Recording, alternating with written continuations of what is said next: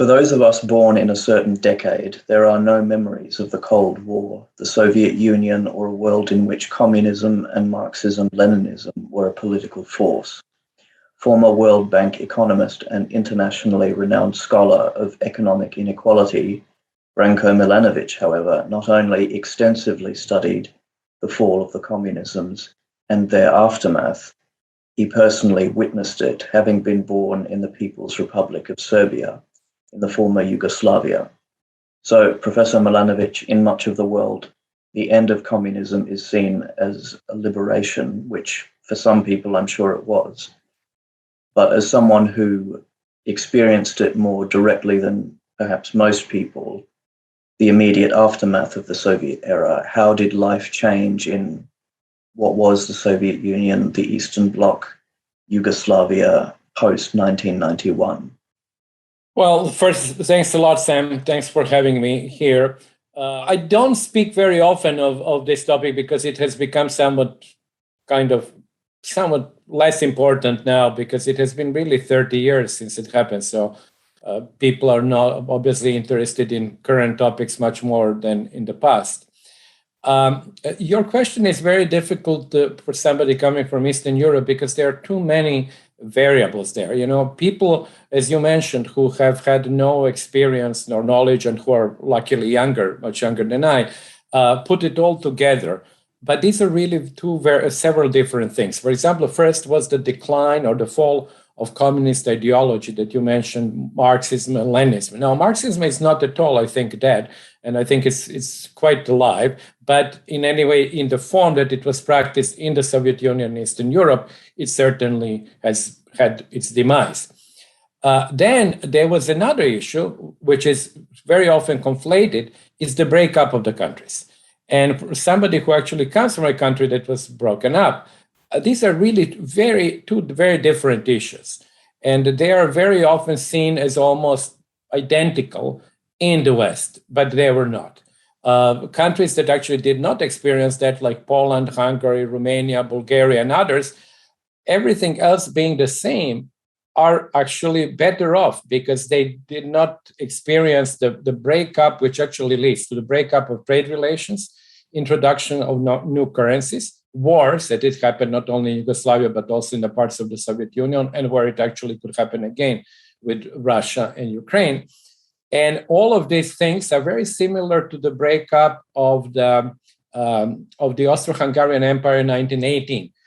People don't know necessarily that at that time, also you had a total breakdown of trade, new currencies. I think at one point, Austria-Hungary had actually the territories which belonged to Austria-Hungary had 5 or 6 currencies. And that was the same true in the Soviet Union in 1992, 1993, where all the republics started introducing their own currencies. You could not trade. You cannot even travel. That's actually an interesting point I want to mention. I'll stop there. Is that people think it was really great because East Europeans could travel. This is true. Obviously, if you were in Czechoslovakia, it was difficult for you to travel to the West. On the other hand, in the 1990s, if you were in Armenia and you wanted to travel to Estonia, it was quasi impossible. So even the travel, which actually is grosso modo true, that actually obviously travel improved tremendously, it did not improve uniformly for all. And I think it's one of the big mistakes that people in the West make, is that actually they essentially take the example of Eastern Germany and sort of transplant it to all the countries. But each individual country was quite different.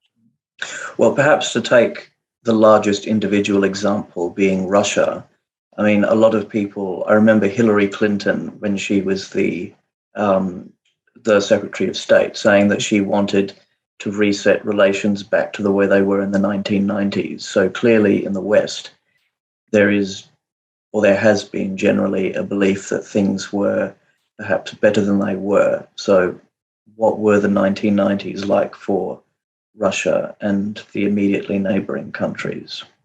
Well, to say that you would like to reset relations to the 1990s, like going to Germany and say, I would like to reset relations to 1945. I mean, Russia was a defeated country. People's incomes have plummeted. There was even the threat of famine. Actually, at some point, the US delivered food aid to Russia.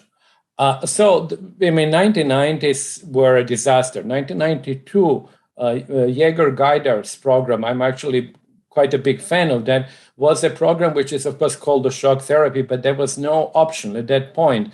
Nothing actually worked in Russia. As I mentioned before, you had a country which was a superpower, and then within 6 years of Gorbachev's rule, it actually came to the situation of famine, potential famine. So when Hillary says that, I think it just shows a total incomprehension of what 1990s, especially in Russia, were. And as I said, actually, inequality, of course, increased tremendously. You had people who were stealing property left and right. Poverty increased, hugely. Of course, many people, very educated people, like, for example, doctors, engineers, others, totally lost their jobs. And they were essentially ordered around by people who were, with no scruple and were able to steal the property. So this was not at all a very good period to think that, the situation could go back to that point, Maybe she should have chosen a different year, but certainly not 1990s. So what specific measures taken during Gorbachev's time in power led to what you've described? Or was it inevitable regardless of who the leader would have been? Well, this is one of these big questions in history, the role of individuals. So, on a personal level, of course, I found Gorbachev an extremely, how should I say, attractive person, and I was a big fan. But as the time passes, I think his role is being assessed in a much more somber colors. The reason being, to be quite sort of frank, he was not up to the job. The system was in trouble.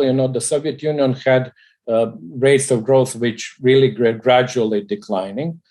They were barely positive. We are talking about 1% growth in the 1980s. So it was true. It was actually, as he called it, Gorbachev called it, that was the era of stagnation under Brezhnev. Nevertheless, that era of stagnation under Brezhnev delivered better growth rates than actually the era of communism in Russia. But it was technologically, the Soviet economy really could not compete. And I think if it had lasted in the 1990s, it would have been even more obvious that it could not compete because it just could not to compete in top technologies, in computers and other things. Actually, I've seen, for example, Soviet software and computers that were developed. First, they were incompatible with Western, but also probably, I am not really a very good judge, but they are probably quite inferior to what was produced in the US. The issue was that Gorbachev really did not know how to handle this. And it was not a simple issue, especially when you're really ruling an empire. And on top of that, you're ruling a whole area of countries that were your ostensible allies or satellites, and that you don't know what to do. And on top of that, you had the war in Afghanistan. So the situation for Gorbachev was really very difficult. But the outcome was, in some sense, you could say, good, in the sense that it could have been worse in terms of the wars. Although, of course, we have seen these problems continuing nowadays. But on the other hand, as I said, I think that in reality, he was not a person that, by his back, was up to that very, very difficult job. So I'm kind of a little bit conflicted about his role in history. I think it was a very good role in some sense, that he was seen as liberator for many people. On the other hand, he mishandled probably some issues that are very difficult anyway. Well, after he resigned from 1991 onwards, what kind of common weaknesses have characterized former Soviet and former socialist countries in general? Well, of course, I could rather speak about the economics than the politics, but the two things, of course, became linked with privatization, with the so-called shock therapy. As I said before, I think that in many cases the shock therapy was inevitable. For example, the one in Poland in 1989 with the Mazowiecki government, and Balcerowicz, who is actually quite the famous author of the shock therapy, I think worked reasonably well. There was a decline in output. there was actually a period of increased poverty and so on for about 2 years. But then, of course, Poland improved. And of course, Poland is probably the most successful example of transition to capitalism in Eastern Europe, because it's a large country and it has really kept on growing for 30 years with no interruption, even during COVID or even global financial crisis. On the other hand, when you look at the situation in Russia in the early 1990s, that was a political struggle which led to Yeltsin coming to power, and then also policies that Yeltsin prosecuted, which allowed oligarchs, as they are called now, to essentially take control of the Russian economy. And most famously in 1996, I believe, just before Yeltsin's election, when he needed their support and money, that was the trade of course, remaining valuable assets, mostly in raw materials, for the support of the oligarchs to Yeltsin. So, there the situation was both politically and economically not very good. Well, seeming to carry on from the Cold War era, people often, perhaps unthinkingly, tend to describe Russia even today as being a superpower. So I imagine that might not be a view that you share. If it isn't, can you explain what about Russia precludes it from being a superpower?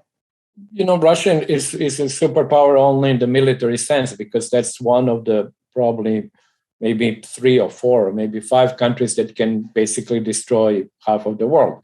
So, you cannot take Russia only in the economic sense, where actually it is not a superpower, and I'll come to that in a second.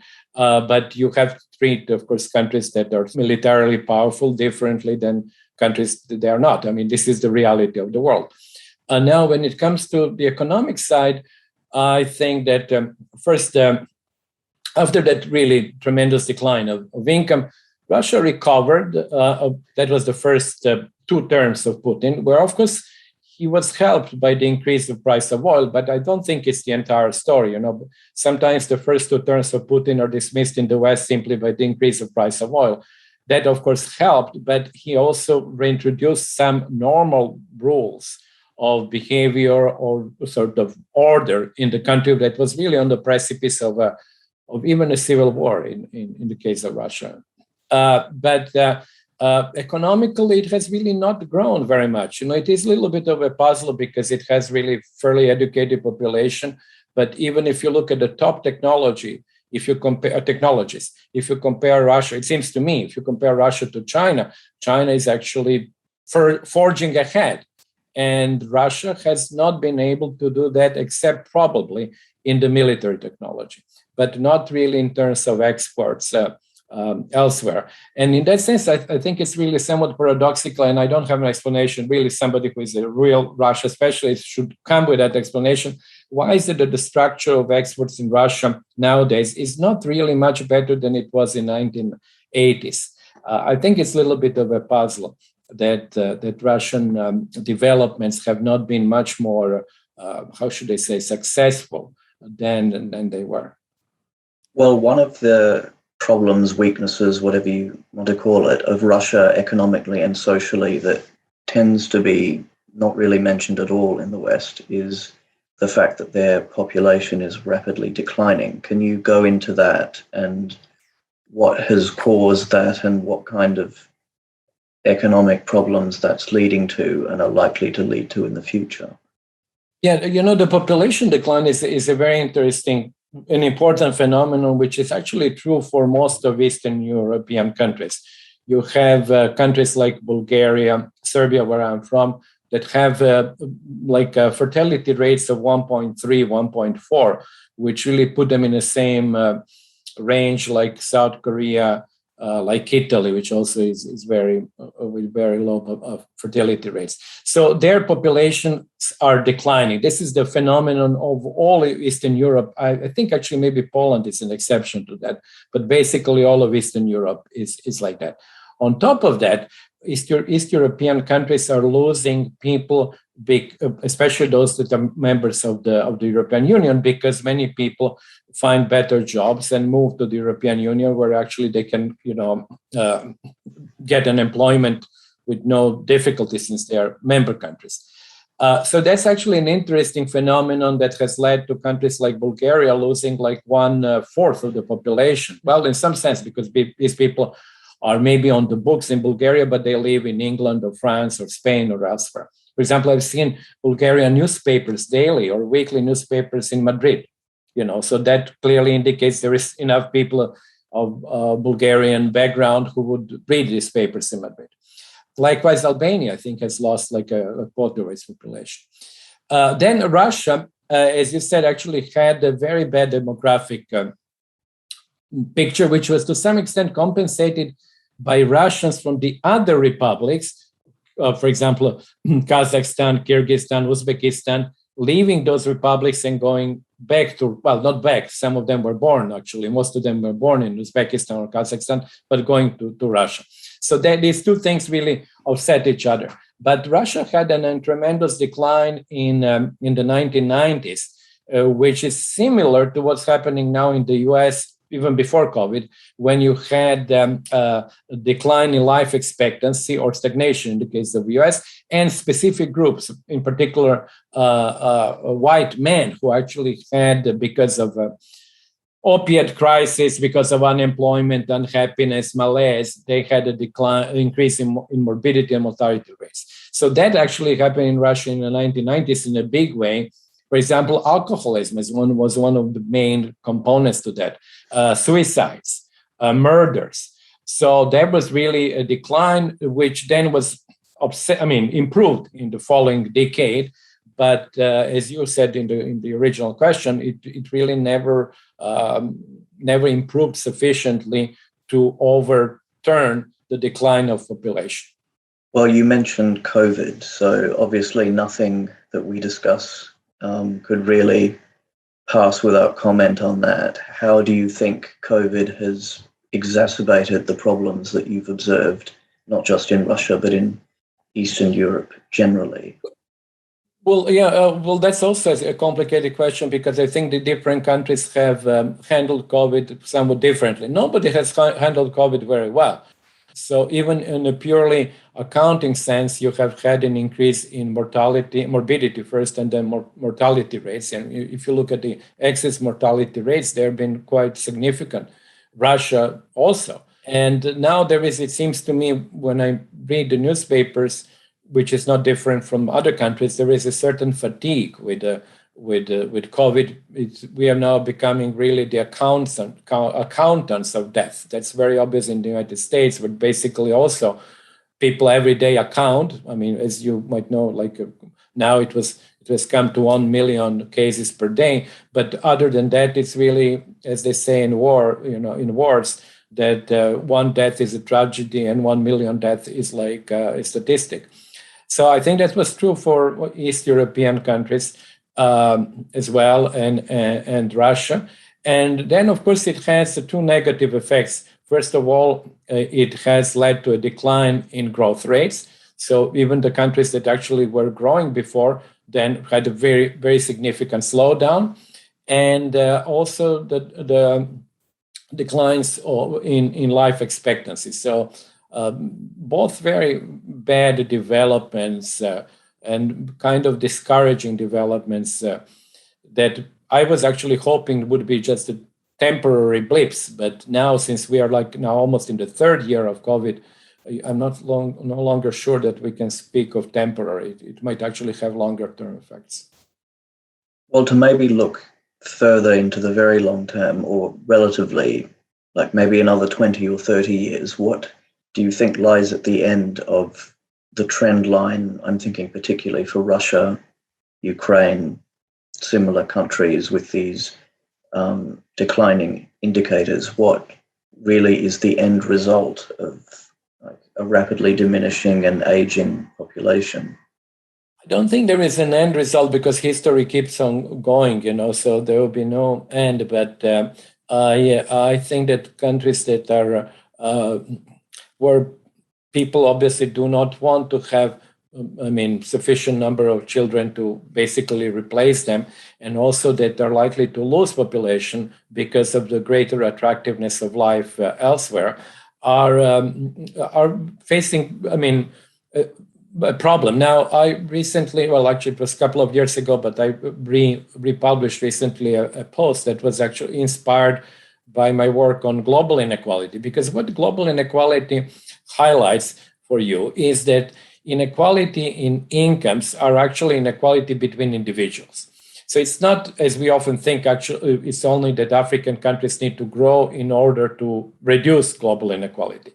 What needs to be done is that individuals in Africa should become richer compared to the individuals in the West. Well, that can happen in two ways. It can happen because African countries grow fast, or it can happen because Africans emigrate to Europe. Now, this is the same thing which applies to East Europeans, let's suppose Ukrainians emigrating to Europe. So you can have actually reduction in global inequality through immigration, and we do know that global inequality is reduced when, for example, people from El Salvador or Mexico go to the United States because their incomes increase. Global poverty is reduced. The question then becomes, what eventually happens to the countries where we know from the sort of statistics about the desire to migrate? What happens to countries that might lose like 80% of their population? So then I asked, maybe somewhat provocatively in the title, I asked, do we really need all countries to survive? If you really lose 90% of the population over 50 years, and suppose you're a very small country, like Estonia or Latvia, Lithuania, these are countries with 1 million people. What will happen? What kind of a country is this going to be? And I think this is really a question that we don't know. We never faced the ability to migrate to the extent that we are facing it now. And we also never faced the existence of 200 countries in the world. If you go back, 100 and plus years, you actually had many fewer countries. You had empires, you had many fewer countries, and you had even, also a lower number of people and lower migration flow in absolute amounts. The migration flows relatively then were quite large because of America's ability and Australia's ability to absorb people.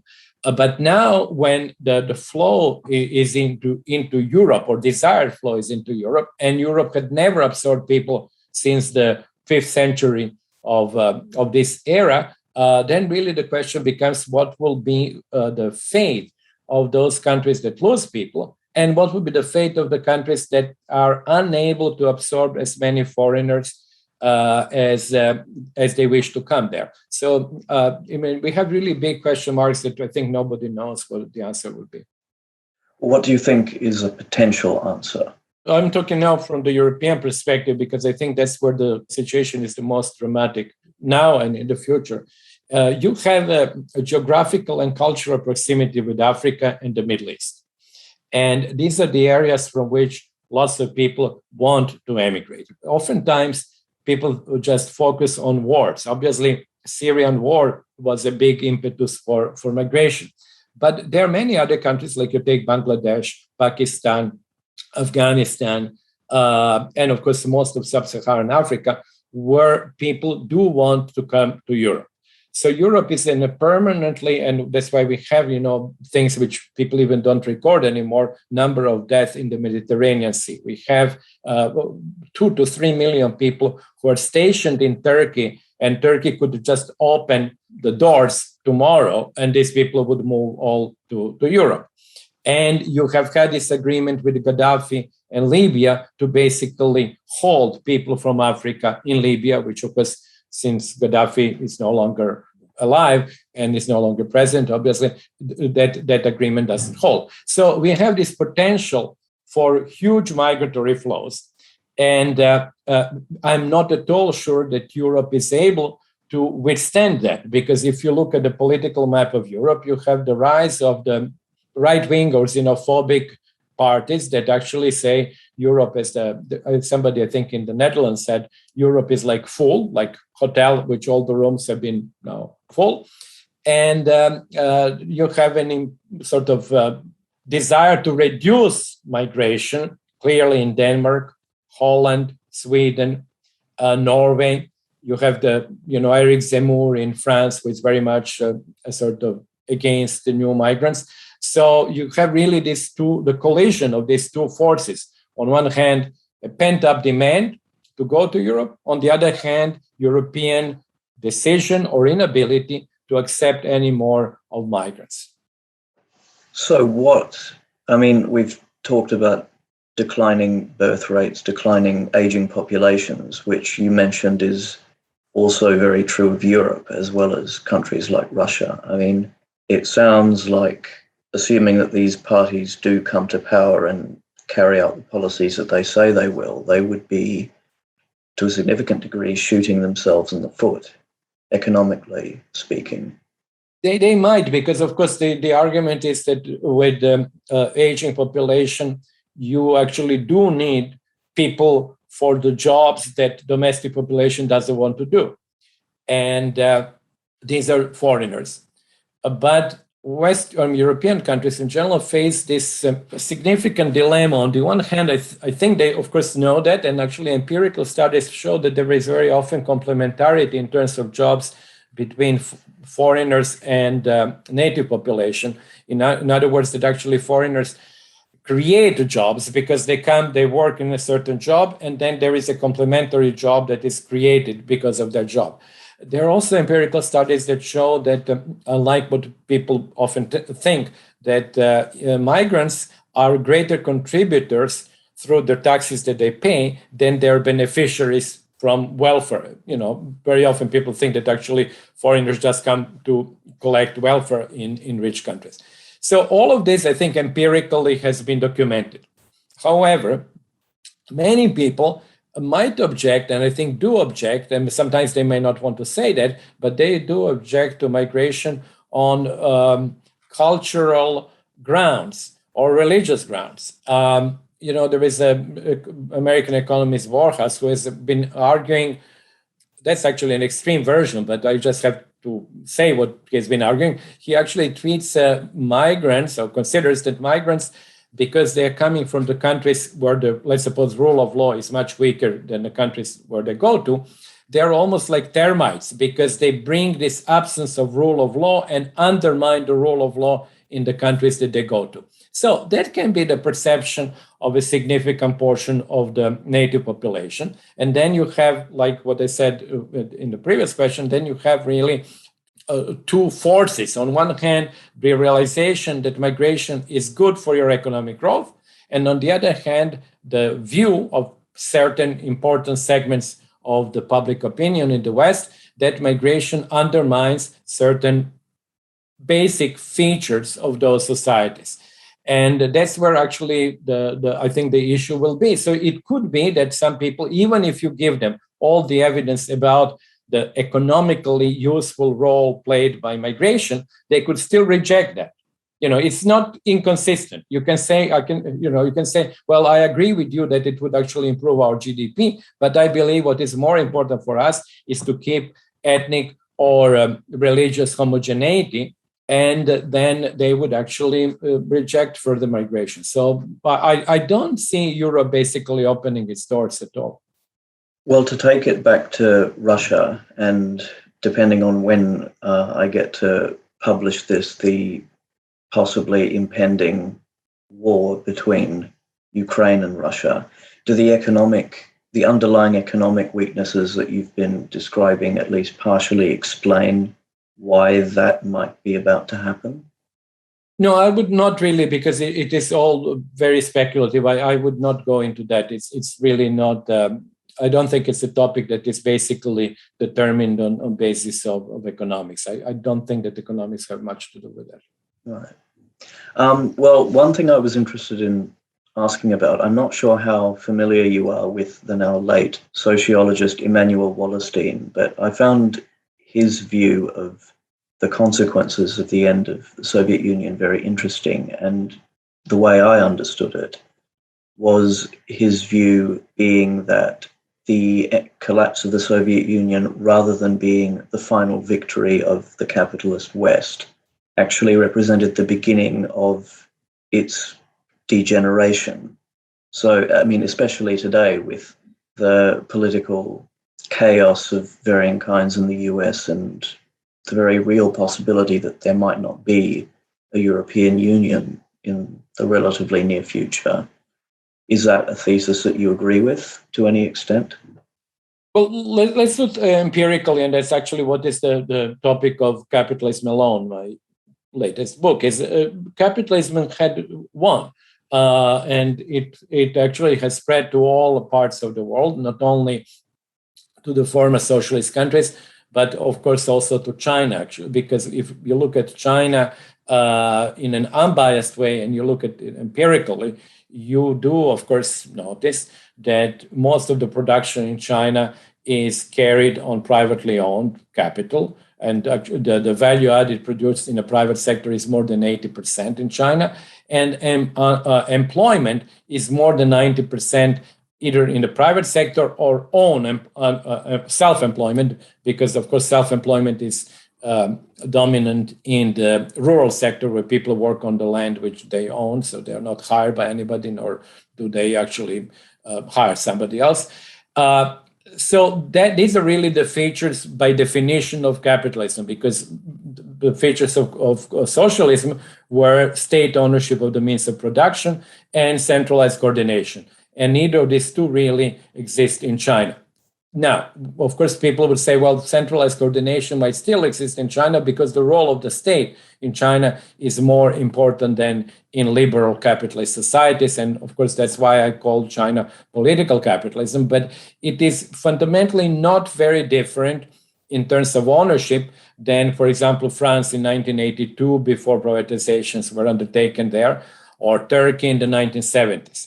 So in that sense, capitalism has won. Then capitalism has also won because it has created many new activities that didn't exist in the past, including, for example, your activity or my ability to, sort of teach remotely, or somebody else's ability to rent their own apartment. This was actually a new market. People didn't have a market where they were renting their houses and apartments. People didn't have a market where they would actually hire somebody to take care of their pets. All of that has been created, and we have become really sort of, as I call it in my book, a sort of capitalist calculating machines. So capitalism in that sense has spread both horizontally, geographically, and vertically through individual calculations, because that's one of the features of commercial societies and commercialization. So I think these are the facts. Now, whether that means, and I think that there is a conflation of two different things there, whether that means that the West has won, that's a different issue, because it might not have won. Maybe China will win. But I don't think that we have a significant ideological competitors with capitalism right now. What we have, we have significant geopolitical competitors to the West. So going back to your original question, it could be true that and it's actually a little bit very difficult for some people to understand sometimes, it could be true that the victory of capitalism does not imply the victory of the United States over the longer term. And that's why we have to dissociate these two things and not to think of them as the one and the same thing. So, let me give you an example. The Roman Empire was transformed, became a Christian empire, but it was to a Roman of the first or the second century. Becoming Christian was abhorrent, and yet it became a Christian empire. So likewise, you can actually, you have to dissociate these two things. Capitalism was developed certainly in Northern Europe and then the United States, but it doesn't mean that they will be forever the most successful exponent of that system. It could be that China becomes the most successful representative of capitalism in the 21st century. Well, to follow on from that, do you have any sort of, if not strong convictions, like an educated guess that you can make about the direction that the world is going in geopolitically? Can you draw geopolitical forecasts or predictions from the economic and social trends that you see? Well, we are obviously much better in sort of talking about the past than about the future, because If just you look at the most recent events with COVID, they were totally impossible to predict. First of all, the prediction of the epidemic, even if some people might have thought that the epidemic is one of the dangers, you could have had very different epidemic, like with Ebola. It was entirely different from COVID. And secondly, where there was a complete failure in predictions was the belief which existed before COVID that countries like the US, UK, the Netherlands, actually they were the three top countries that were listed in that study done by the Johns Hopkins University and the Economist Intelligence Unit, saying that they are most prepared countries for a pandemic. I mean, generalized pandemic. They didn't know it would be COVID-19. But then, of course, it turned out that these countries have really performed abysmally badly, So clearly our predictions were wrong. Now, going to your question, the rise of China is, I think, largely unstoppable. It's not in the interest of humankind to stop it. China is a huge country. It's a country which almost includes 20% of the world population. It's a country with a history which dates, about 3,000 years in terms of recorded history. And it's a country which has actually shown that through education, technological development, so one can actually become a real power. So I don't think that it would become a hegemon. I don't think that actually we culturally and otherwise China would become a country that rules the world, but it really would have a significant role, especially in Asia, the role which it had historically, because if you look back to even recent, actually, as 1500 or 1600, economic historians will tell you that the share of the GDP produced in China at that time was about 20%. So, this is something, the number that we could also expect in the future. So it was an anomaly. That's my point there. It was an anomaly to see China in the light of the 19th century, which was, as you know, what the Chinese called the century of humiliation.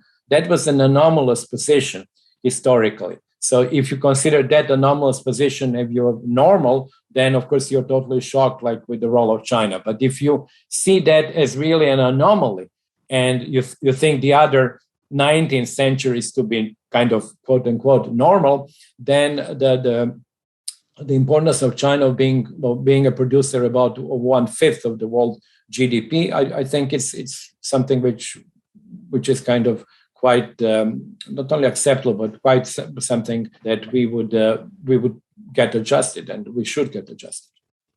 Well, yesterday I probably wouldn't have asked this question, but I did happen to see or read of the article, which you may have read as well, in, I think it was the Washington Post, about 3 former US generals speaking about the very real possibility of an insurrection in 2024, if not perhaps earlier, obviously connected to Donald Trump trying to get back into office.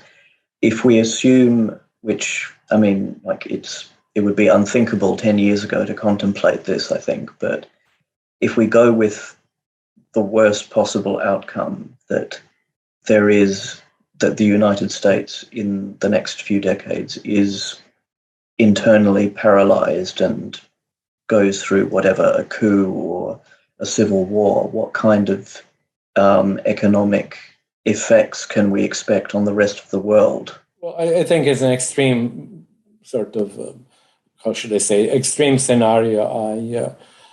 I see on Twitter and elsewhere that people are, using these words, which I think are not wisely.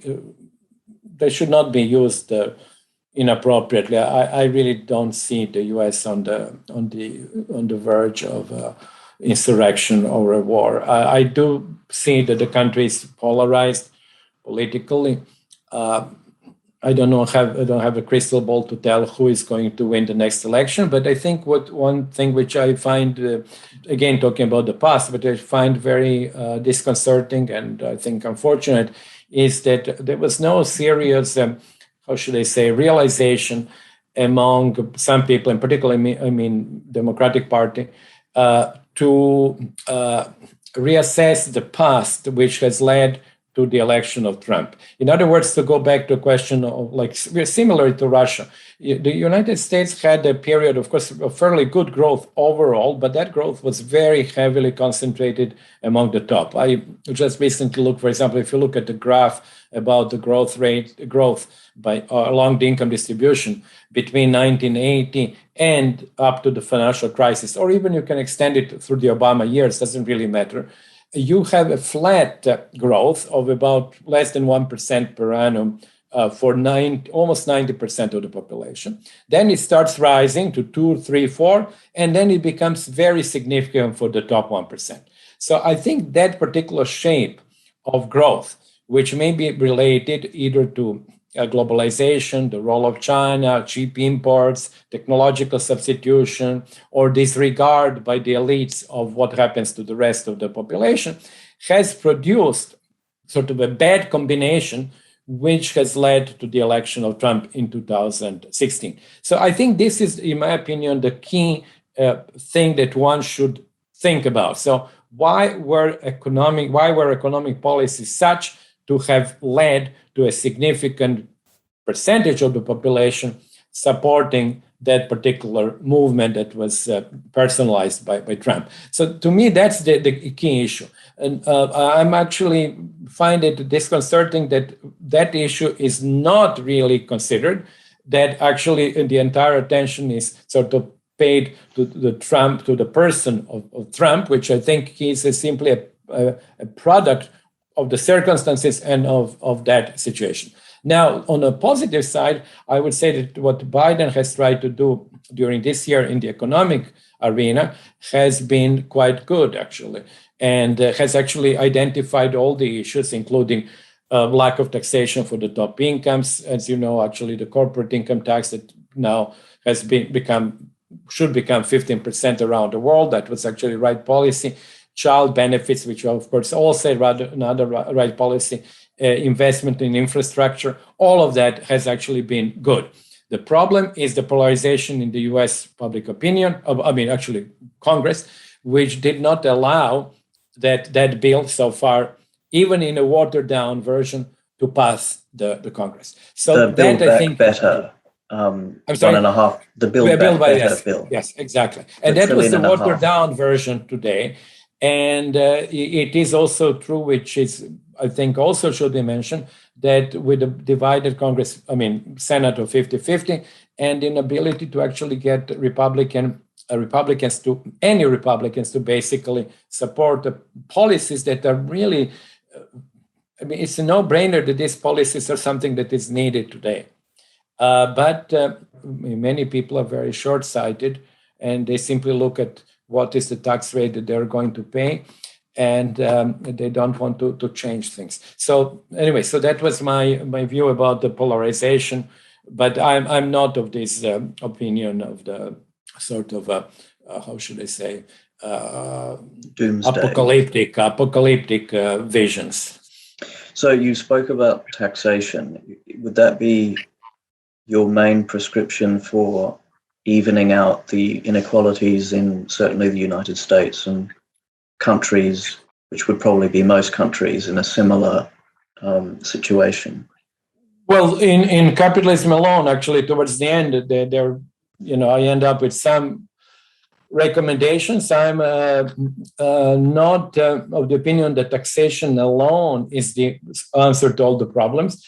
I think that it is one of the policies, but as I say at the end of the book, there are, I think, actually at least 4 policies that are defined very broadly, and they're, in my opinion, even prior to taxation.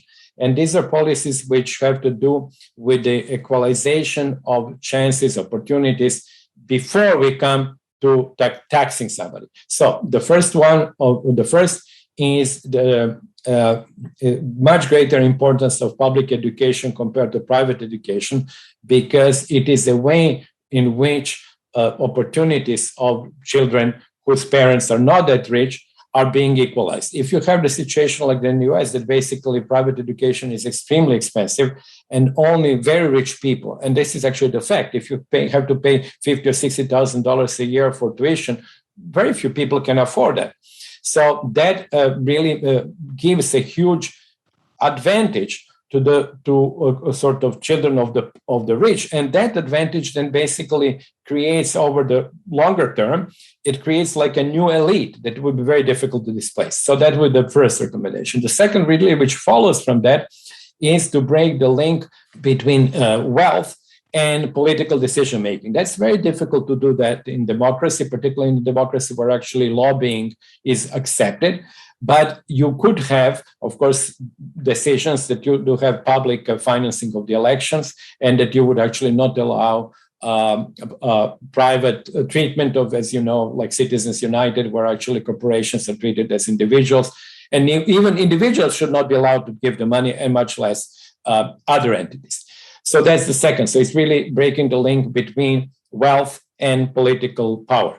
And the third one is then taxation of inheritance, because inheritance is likewise like private education, simply a way to transmit that financial power to the next generation, which then, of course, makes equality of opportunity much less, or social mobility much less.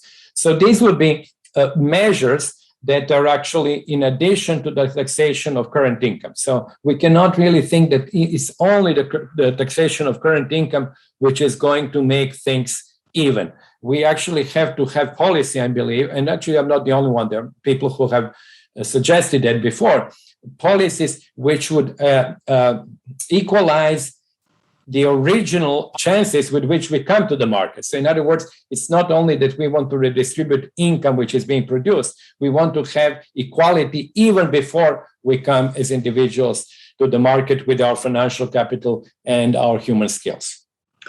Well, maybe to close things off, can we maybe get an idea of what you think the biggest economic stories of the year are likely to be, and also where people can find what you have to say on it? Oh, you mean of the coming year? 2022. Yeah, I mean, 2022, I think actually the biggest story would be, again, I think COVID and our ability to handle COVID. And also this really very much related story is vaccinations in the poorer countries. We have seen, and I'm not actually an expert and I cannot tell if that's the reason, but we have seen, of course, that particularly the last sort of a strain of the virus, the Omicron, developed in South Africa. Now, maybe developed regardless of whether there are vaccines or not, but certainly we see a huge interdependence between different parts of the world. We really, and this is not a simple statement that often people make about how we are all interdependent. In this case, we really are. If we do not have a control of the virus around the world, we are not controlling it anywhere. Because if you can live like 3, 4, 5 countries without control, well, eventually there would be transmission of the virus to the other countries. It's a very clear case. I think the most clear cut, even more so than climate change, which is like a distant danger, where you can say, well, maybe I can actually save myself, and I don't care what will happen to some small islands or drought regions in Sahel. But in this case, really, your own sort of health depends from what happens in a very far away part of the world. So I think for me, the biggest challenge next year would be that one, really, is actually ability to transfer vaccines in the poorer countries and to control the virus, and then to return to growth and to return to actually healthy growth, because we have had growth which is by spurts, because simply when you have a significant decline, as we did have actually with the lockdowns, then obviously you have a recovery which seems quite impressive, simply because you open up stores and you open up restaurants, you open up airplanes, airports. But now we should really go back to hopefully to some, if we do solve COVID, to some normal growth. And then my second issue, and that's maybe the last one, is that I do hope for the lessening of trade and other tensions between China and the United States, and to return to some normal globalization, somewhat normal globalization that we had in the past. And for people to stay up to date with what you have to observe about these stories, where can people find you? I'm quite active on social media. I'm active on Twitter. I have also my own Substack, and also so they can read. They can easily find me. But I think it's also the ability that we have now, the opportunity that we have with the internet. Going back to really your original question about the socialist economies, where of course the information was very much controlled and the flow of information was very limited. We are here in a position now, anywhere in the world, to have practically all information that we wish to have. And I think it's very important to actually benefit from that by going to the sources of information that you normally would not. For example, I've started about a year ago. I'm practically reading China Daily every day. And it's a very good source of information. You may not agree with what they say, and some parts are rather boring, but you do still get information which kind of readjusts your view that you would get from just reading English-speaking, newspapers or magazines daily. Simply, there are certain facts that are not being reported in such sources, and they may be reported by Chinese sources, including, for example, the number of vaccines that China had sold or given to the third world. So that's why I'm saying we should really enjoy that ability to be able to be informed, which is really never been the case in history of the world that as it is now. Definitely, yeah. It's a profound thing to easily lose sight of, but yeah. And it made this interview possible. So, and actually, maybe also for the younger generation like yours, because you are being born with that ability practically to have this information. But for the older people, and when you think of the past, that was something which was so valuable and it was so scarce. And we now have it in really plentifulness. Some of that is misused indeed, but this is what always happens. When you have this kind of freedom, some people would misuse it. Thank you, Professor Milanovic. It's been really interesting to hear your analysis on these very crucial issues. So thank you very much. Well, thank you very much for having me. It was a pleasure, and I do hope. Actually, I wish everybody a much better year compared to the last two that we had.